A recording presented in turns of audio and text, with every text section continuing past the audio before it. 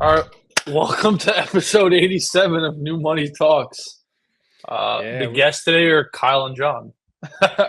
bringing it back to the basics. We haven't done one in a couple of weeks, so we're gonna do a little My First Million style, where we're talking about some current events in the e-commerce space, in the business world, in the inaugurally world. Inaugural, can't The even pronounce that inaugural right. world. There you go. We should Trump. start, I think, with the definitely Trump is interesting. I think TikTok ban was probably the most interesting. Trump's definitely attached to it. I'm Yeah. curious. So What are your no, thoughts on I that I, one? I want to ask you, because you Oh, get a lot of clients with the 3PL who are shipping from for through sure. TikTok Shop. So were you like shitting your pants a little bit when you like opened the app and it wasn't Um, working? I wasn't shit. I wouldn't say I was shitting my pants really. Like, obviously, like there's a lot of volume through TikTok Shop. I did see one person on LinkedIn who like has a really big 3PL, and they did say that they did see like TikTok Shop volume down right now over the last like day or two. Yeah. Um, Maybe like bigger companies are scared of selling. I don't know what the reasoning is. I know people were scared for a good day or two. I even 24 saw like hours. my girlfriend, like whatever, she's like, look at Alex Earl, she's like crying or something. She was like, Alex Earl, like she's like the famous influencer Yep. or whatever. She was Yep. like, yeah, like I'm losing all my followers, like I worked so hard for this. I was like, a lot of people are probably crying about it. So Yeah. yeah, definitely interesting. Yeah. Yeah, So I saw that I actually saw that you can't. I don't know if this is true, but I'm looking at an article that was you uploaded like can't 15 download hours it. I don't ago. think you can Right. It download it, says right? if you don't have it previously downloaded, you actually can't go to the US App Store and download it right now. I did see that as well. Yeah, That's pretty and crazy. I think it's like 75 days, something like that, for like the CEO of TikTok to figure out like what's gonna happen with it. Yeah, so like for those of you that don't know, Trump just basically like filed like an extension, right? So you have like you file your extension on Yeah, your taxes. He like filed an extension for TikTok not to be banned, but like it doesn't completely extinguish the ruling that says like, hey, we want this to go if it's not owned or there's at least 50-50 equity by a US company. So like Mr. Beast was definitely. jumping in and like trying to like he was trying to Oh, make biz. everybody There's a bunch was bunch of people were trying to, I think not Mark Cuban, Mr. Wonderful. He was like throwing around some numbers, but so it sounds like there's a 75-day runway, but it's for still like sure. set to be deleted. So we'll Yeah, see. yeah, we'll see. No, I definitely everyone started freaking out. They just like I think the message though that it had on the app was like we're temporarily Temporarily closing down, unavailable. but like hopefully President Trump can help us get out of this. I think it said something like that, which is an insane thing, but like Yeah. funny. Yeah.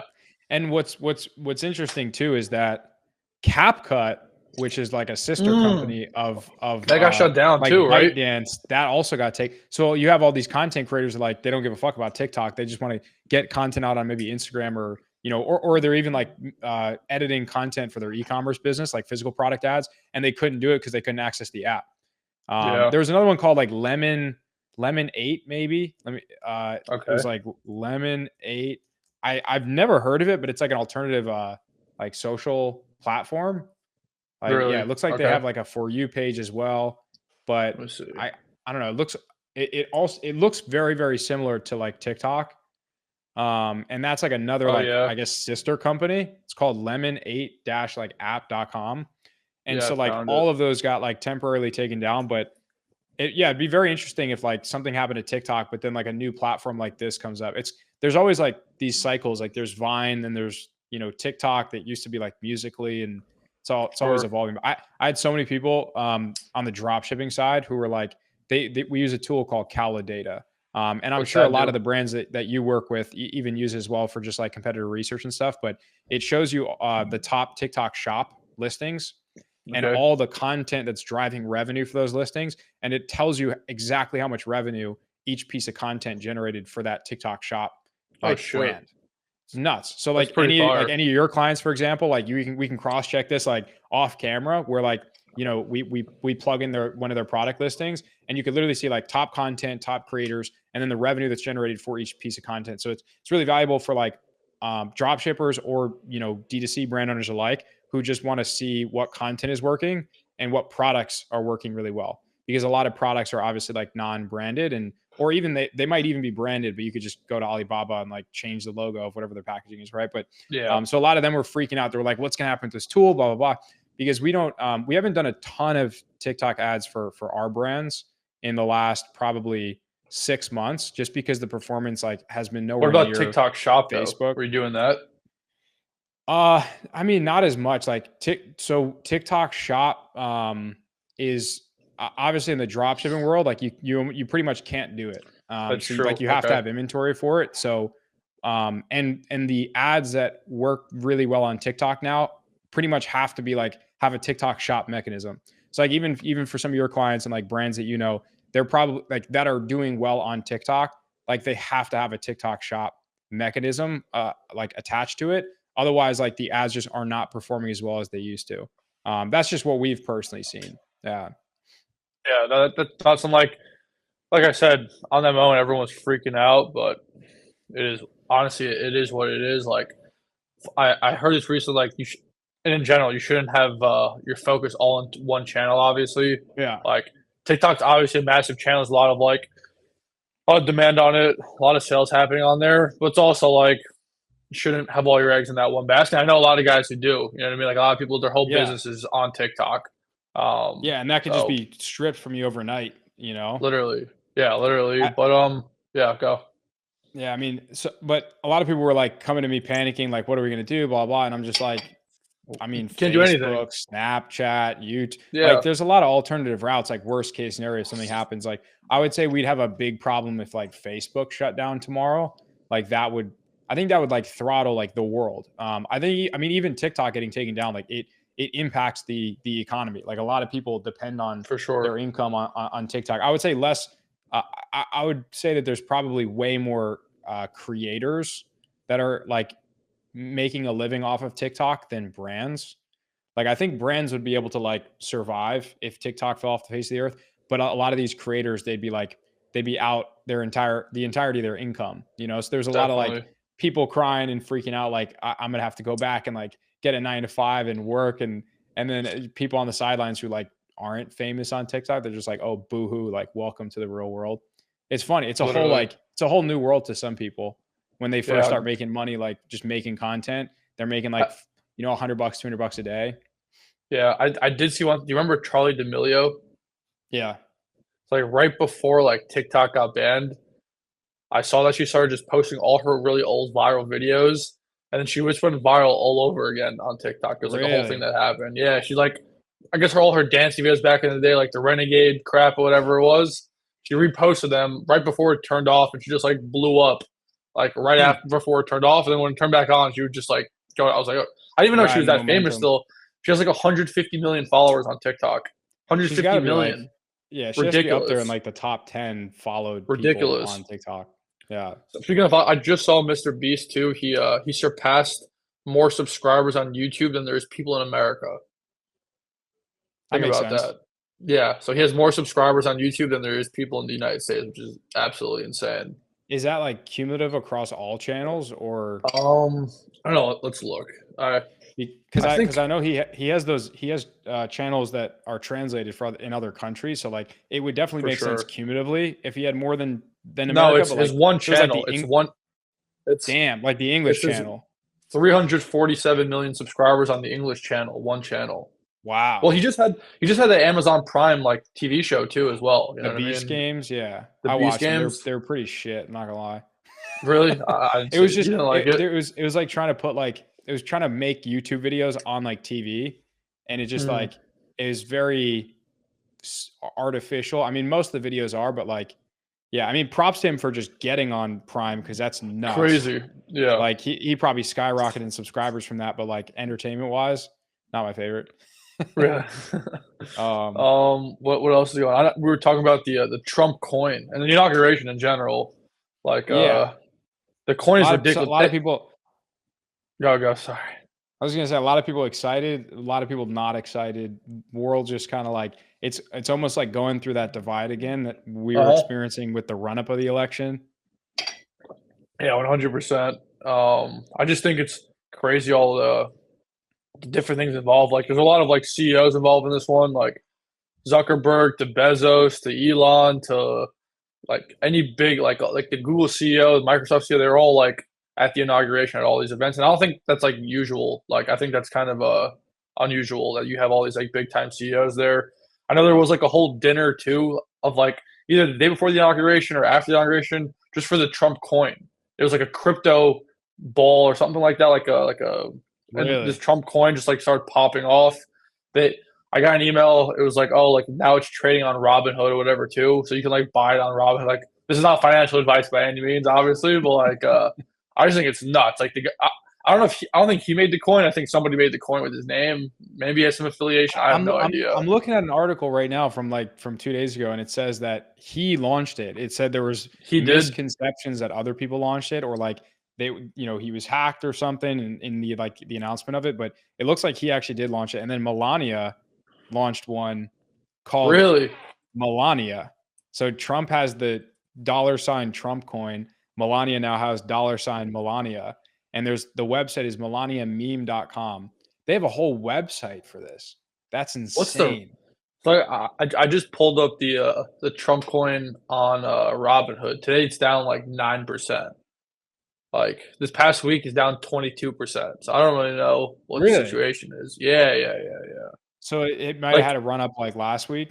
oh, it did. Like it opened up on the 19th. It went down when it opened, and then it went from $48 that it came out to all the way up to 61. So it went up like I don't know 12, $15, and now it's down a whole bunch. So So it came out on Sunday. That was the came out 20. on Sunday. Yeah, That was the yeah, yeah, 19th. yeah. Like the day And before inauguration.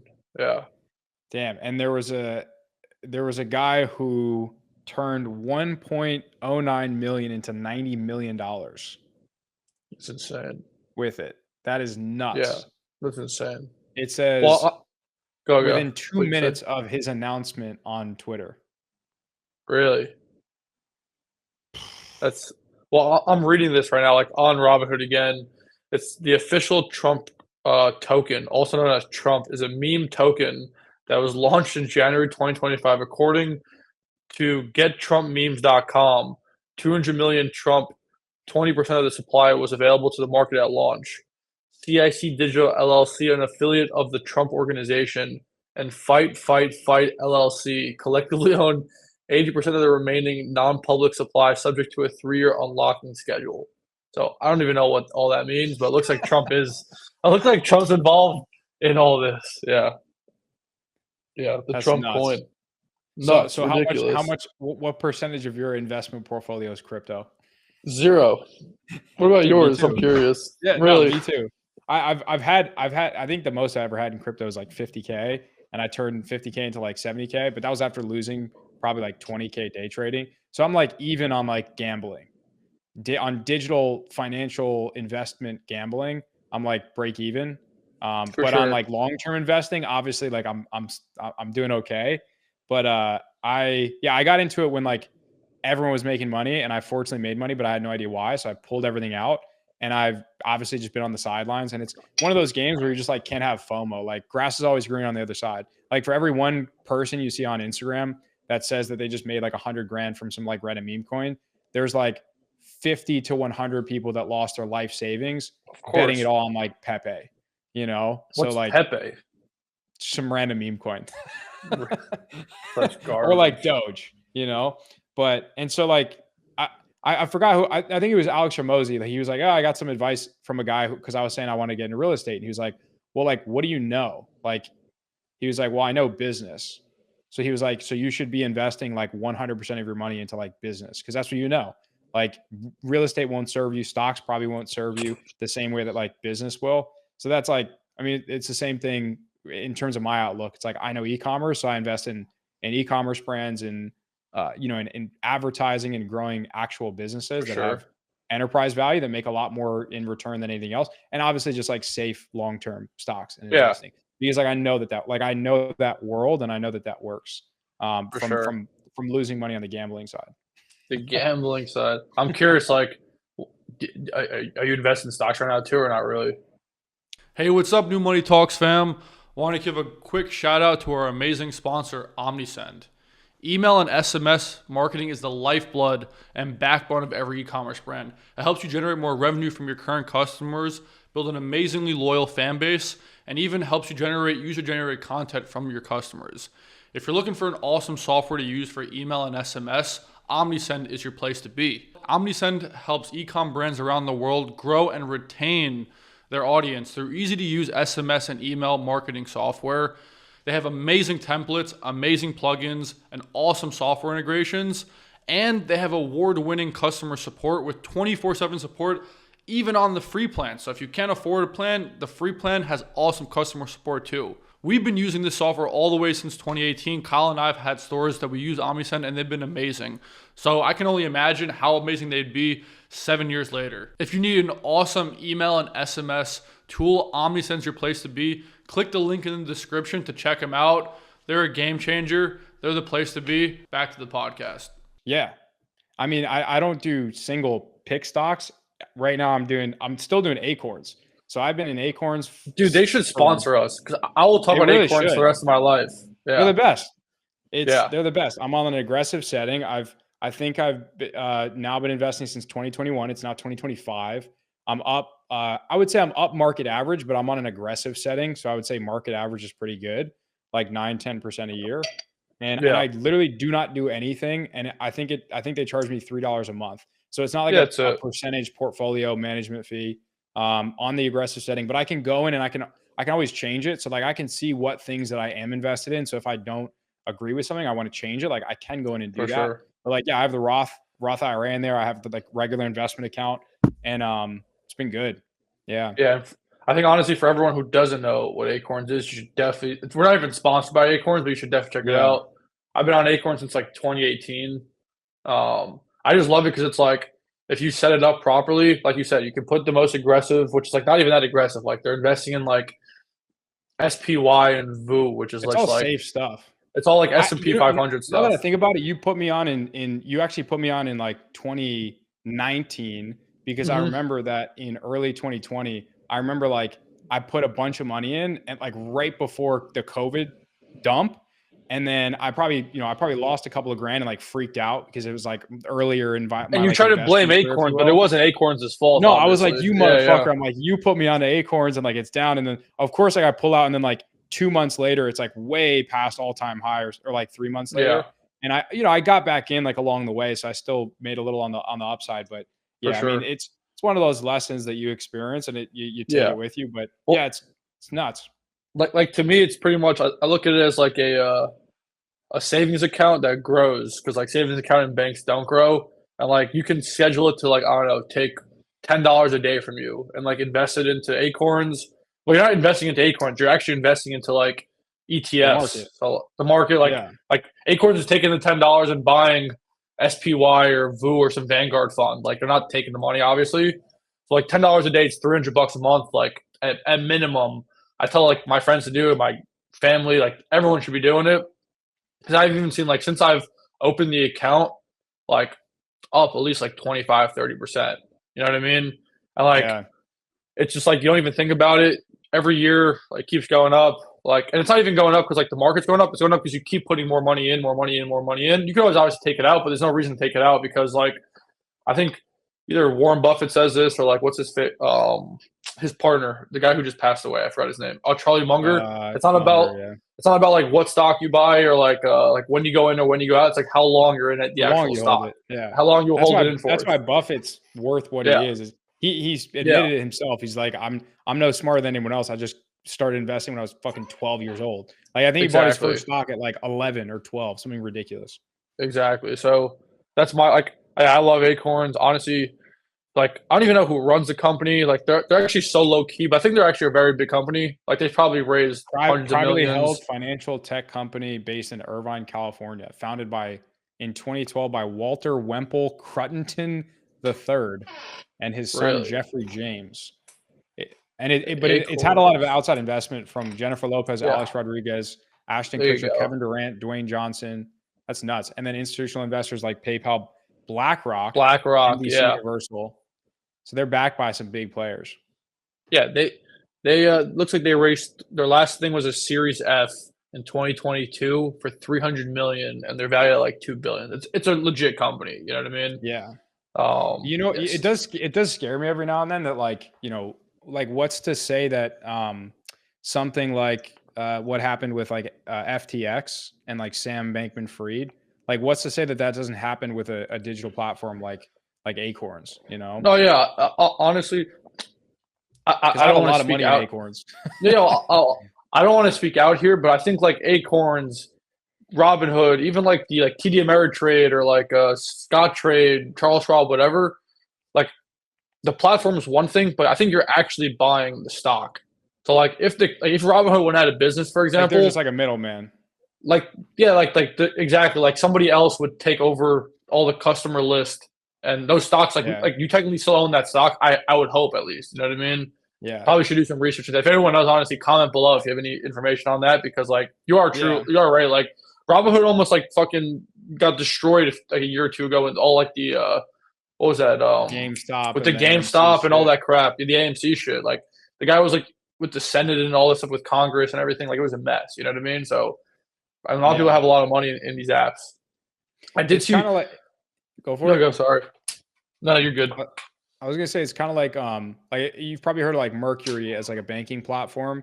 Like we Those are use them. scary. Yeah. It is, but like they're all just backed by like an actual like legitimate bank, right? Like the Apple Card, it's not like Apple Bank, like they're backed by Goldman Sachs, right? Yeah, So it's like fair. Yeah. if for some reason Goldman Sachs like did not no longer wanted to serve Apple Card customers, they would just move over to a different bank. So like there's a digital banking app called which I'm actually considering like testing out. It's called Relay. Not another Okay. person another company we got to reach out to as a sponsor because like it's pretty cool. They allow you to create like multiple like checking accounts virtually, so similar to like a Mercury or something, but they have a lot of flexibility around like the profit first system. Are you familiar with that? No, it's So like profit first is like basically traditionally you have like your revenue, you have your expenses, so you get your profit. okay. So profit first basically just says like you set up different accounts, like one for like profit, taxes, operating expenses, owner's compensation, things of that nature. And like you set up these accounts, and every time you get revenue, you just auto allocate like a percentage into each account. Okay. And the objective is you put the percentage into your profit account first. So like let's say like you have operating expenses, and you're like 1 month like you owe like I don't know payroll, you owe like a supplier, whatever. Like you literally just like you just don't like pay it, and you just like you wait until the next month, or you wait to like hold off, and you just like figure it out until you would like it forces you to adjust things so that you optimize your margins and you cut costs where you can. So but you know it's a pretty like common sense strategy, right? Instead of like just paying everyone and like losing all of your revenue, you just pre-allocate a percentage of profit into these other accounts, and like you can only hire people with the funds that you have in the operating expense accounts. So with Relay, they allow you to set up those accounts really easily. Like with Chase, if I want to add a new checking account and like name it, tax account, You I have can't. to physically go into a branch. I have Of to sign course. off on more paperwork. I got to sit down with someone for 30, 45 minutes, like to get one new account. And then they kind of look at you like you have two heads. If you're like, yeah, I want 4 or 5 like sub checking accounts to organize these different expense categories or like tax categories. So like Relay allows you to open up multiple checking accounts very quickly, have whatever cards, whatever employee access, but they actually switched their primary like banking partner. Like at first they were one, now they have a different banking partner, but like the customers didn't see that change on the back end. As long I as their see. money is like FDIC insured and like it's Sure. not going anywhere, they're happy. So, and I'm pretty sure Acorns, like everything in there is also FDIC insured. I think they also have like a APR or an APY checking account upwards of like 5%. So that's also like pretty solid. And if you do that, you avoid like monthly fees or something. But yeah, Acorns is dope. Yeah, it's definitely dope. What else we got? Let's bring up Klaviyo. That's an Oh interesting yeah, one. dude. Prices increased and wrecking a lot of e-commerce brands right now. Everyone's complaining because they're already expensive as is. It's a good Yeah, they're super platform, but like expensive. it's a good platform, but like at what point do you need like the extra little tiny customizations for like list segmentation and this and that versus it's just like useless stuff and it's diminishing returns where you can go to a bunch of other alternatives like Omnisend, Like who Omnisend, Bang, happens to be a sponsor of this video.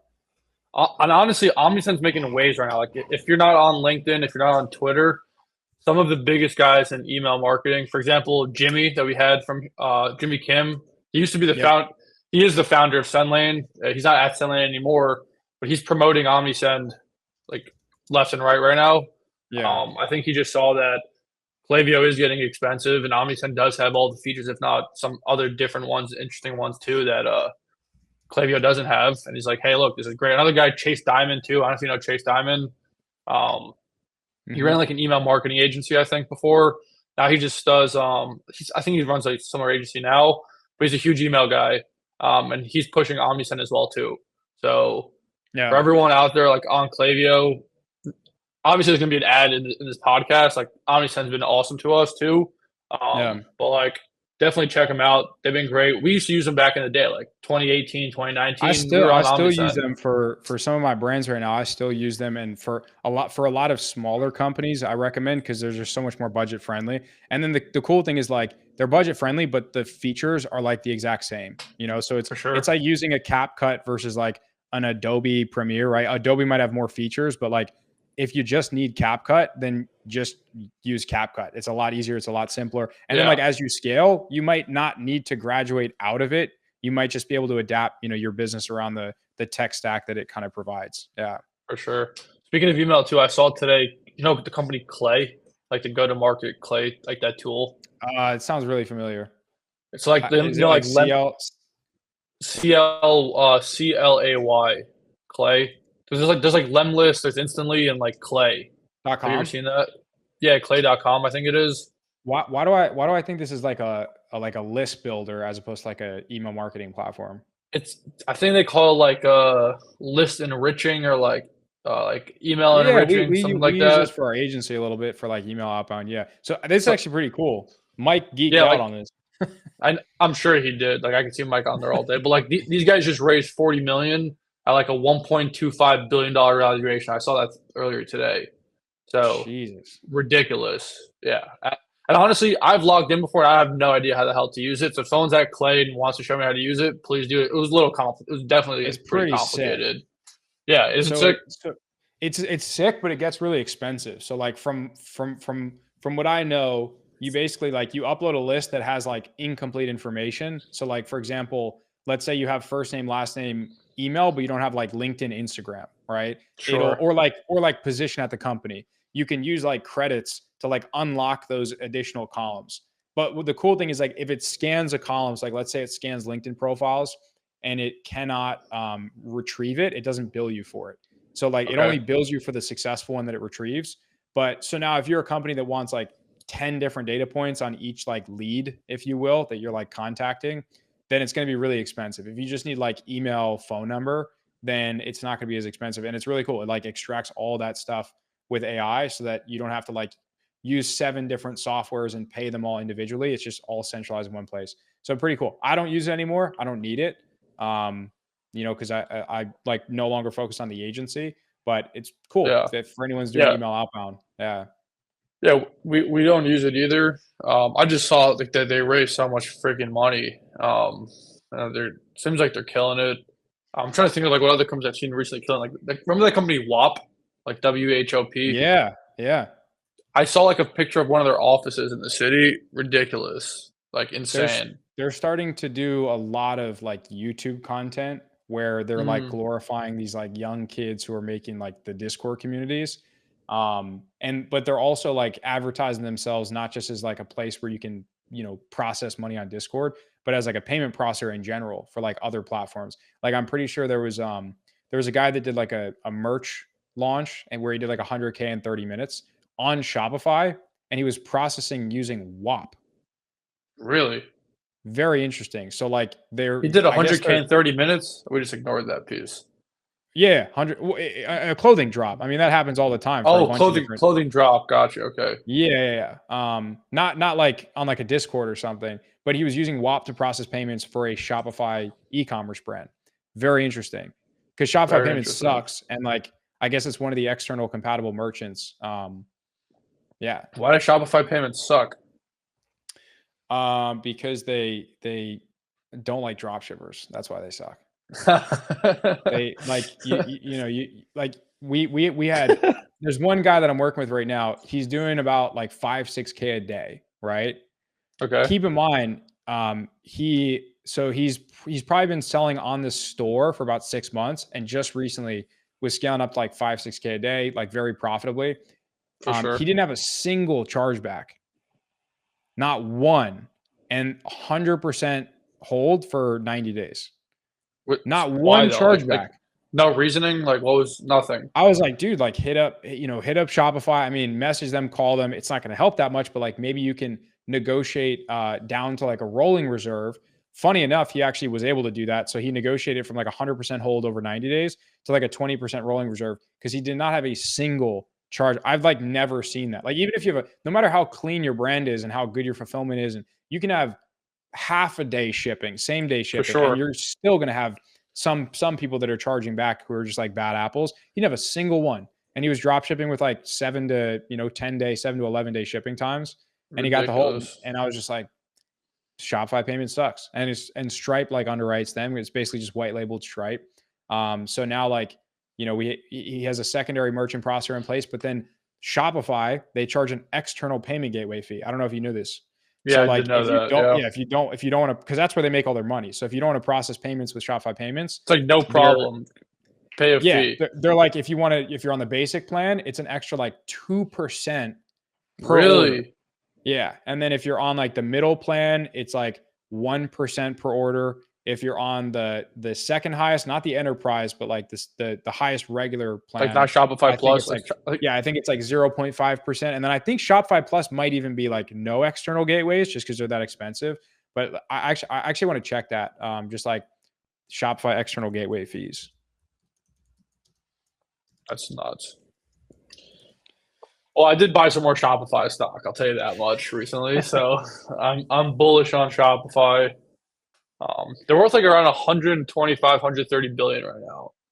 And the way I kind of look at it is like not that much of commerce is online yet. A lot of it's still in store.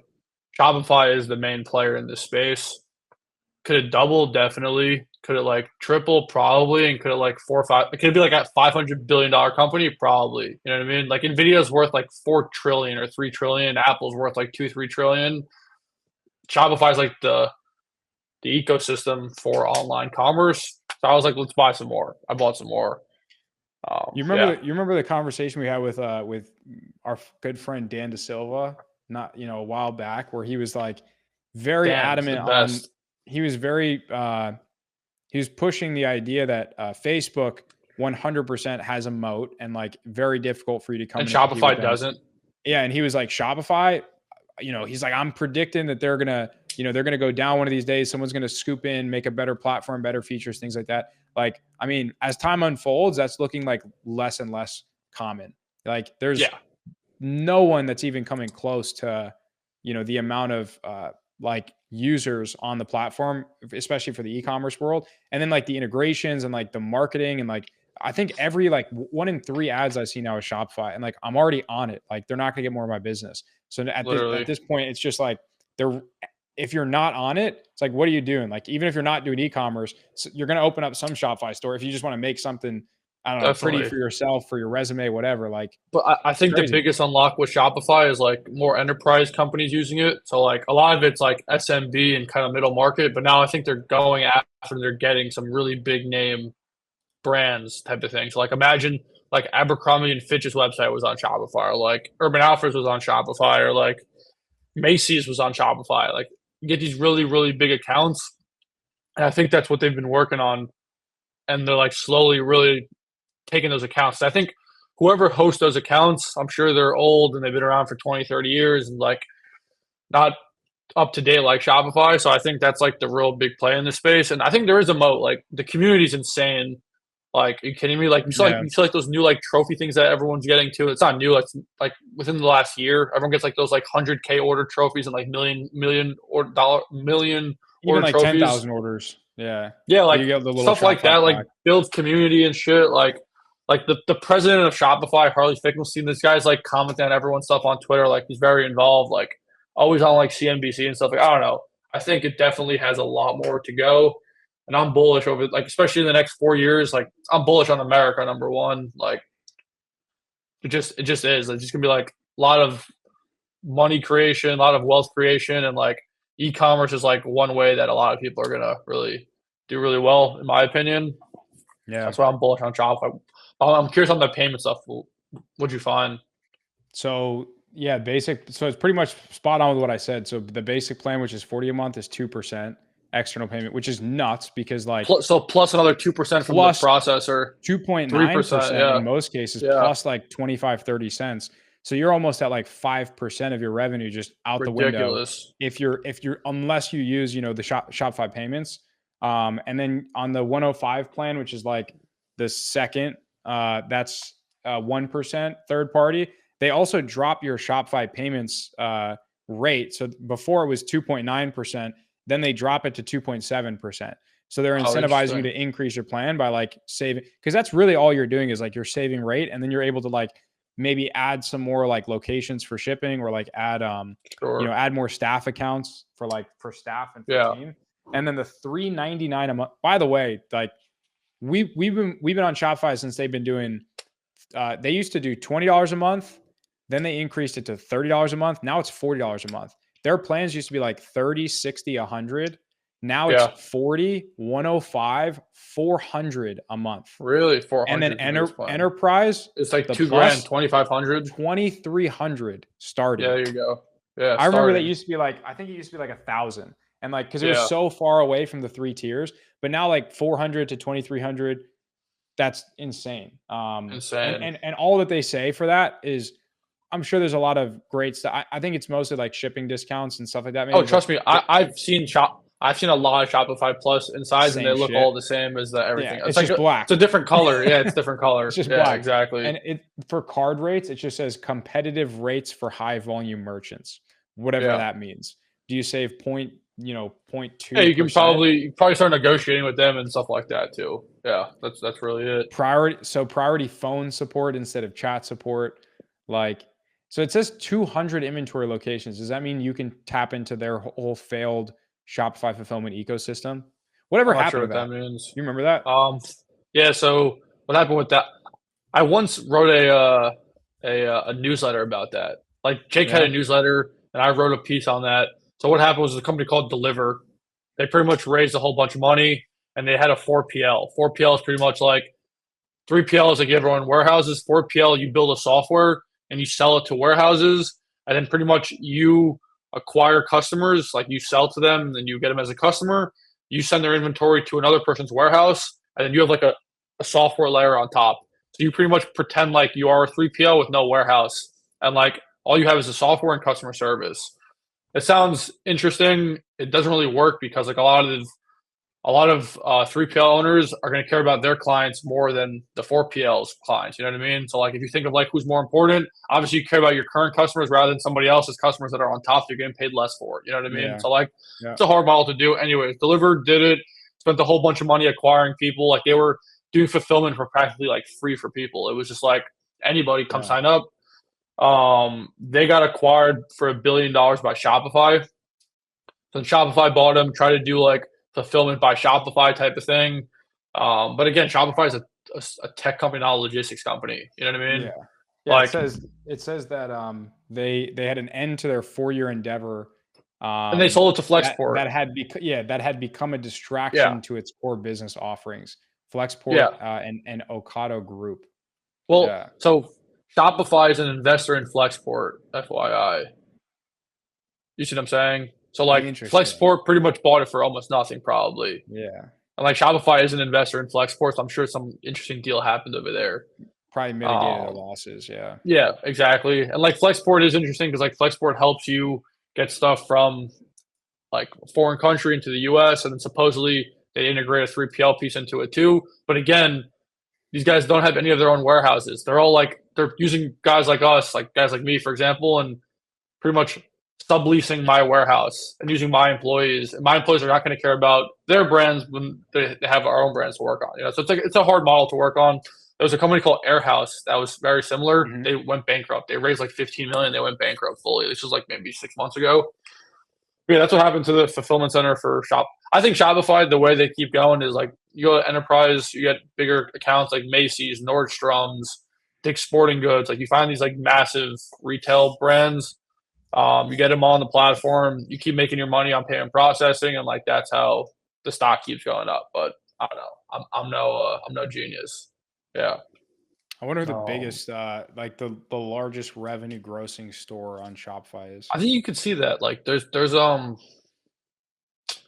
like on store leads you could see it. If you log into store leads, you can do it by like revenue.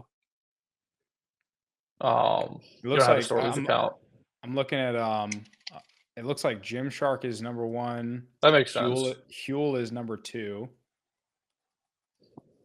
Absolute Collagen. I've never even heard of that. Looks like Ruggable is another one. You know Ruggable. Yep. Yeah. Dude, we can do a whole podcast just on Gymshark and that company because that's nuts. What he built. Yeah.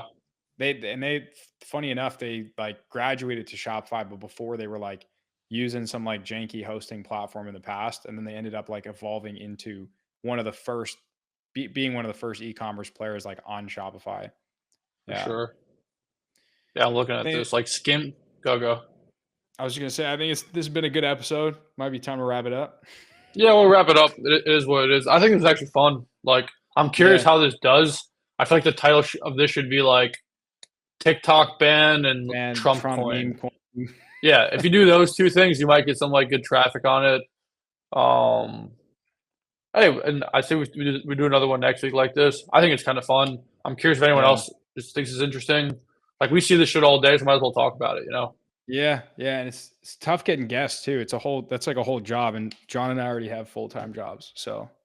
Yeah, seriously, but like no excuses. Like David Heacock says, no fucking excuses. That's my guy. If you're not following David Heacock, go follow him.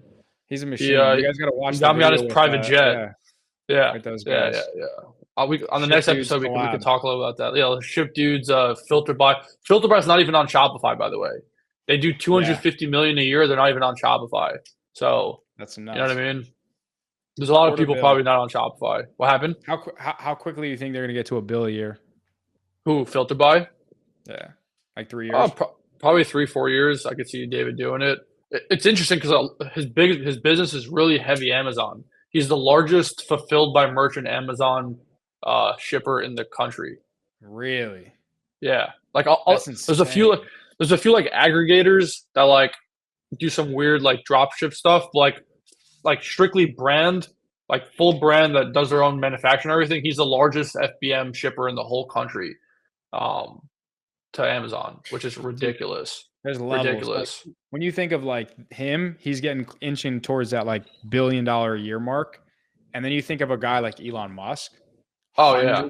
Billions a year. Like you're already looking at a guy who's the top 0.00001%. Elon Musk is hundreds of times more revenue generating, wealthier. Absolutely insane. Can't even wrap your head around it. I thought we were like high performing in a sense too, and like we were smart. We knew what we were doing. When I met him, I was like, "This is ridiculous!" Like he literally has an assistant, and I asked her name's Margot. I was like, "Hey, like what's your job all day?" Goes, "Oh, for example, like David works so hard that he forgets to eat, so I have to like have food all day with me and just like force him to eat." Because like if I don't, like he just won't eat because he's just so dialed, and the guy's just dialed like 24/7 locked in, dialed. Like it's insane. And like you need that. Like he said, this is one thing it's called like you have to have a bias for action, which is the truth. Like anything you do, always take a bias for action and making action moving forward in any direction. Just have a bias for action because like something will happen after that, right? I took that to heart. It's like literally always have a bias for action. I want to do a whole episode about just like my experience going to his facility. We should do that. We'll do it on the next one. But anyways, I think for this one will be great, you know? Yeah.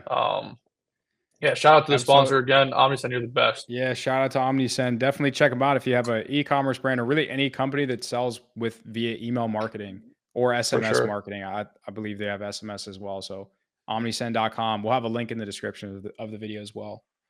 Episode 87. That's a wrap. First ever, My First Million style, just solo virtual. We did the one in person where we were reviewing shorts of people making fun of us. That was fun. Better. Maybe we'll do that again. I don't know if we have had that many shorts go out on TikTok that have gone viral recently, but you know what we got to do? We got to get James Jang back on our James Jang. We can. That'd be funny. But all right, cool. Episode 87. That's a wrap. Thank you guys for watching. Peace.